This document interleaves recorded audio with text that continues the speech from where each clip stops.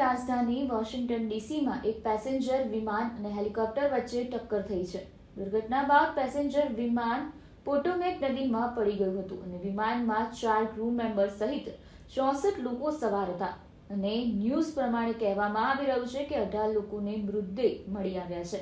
અને Washington fire ડિપાર્ટમેન્ટના જણાવ્યા અનુસાર આ ઘટના બુધવારે રાત્રે રોનાલ્ડ રીંગન એરપોર્ટ નજીક બની હતી અને અકસ્માત અમેરિકન એરલાઇન્સના CRJ-700 બોમ્બાર્ડિયર જેટ અને US આર્મી સિકોર્સ્કી H-60 હેલિકોપ્ટર વચ્ચે થયો હતો.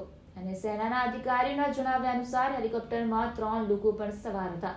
એરલાઇન કંપનીએ રાત્રે 9 વાગ્યા પછી અકસ્માતની પુષ્ટિ કરી હતી અને આ જેટ કેન્સાસ રાજ્યથી રાજધાની વોશિંગ્ટન આવી રહ્યું હતું. અધિકારીઓએ જણાવ્યું છે કે રિંગન નેશનલ એરપોર્ટ નજીક સ્થાનિક સમય મુજબ રાત્રે 8:50 વાગ્યા પછી વિમાન દુર્ઘટના અંગે અનેક ફોન કોલ આવ્યા હતા.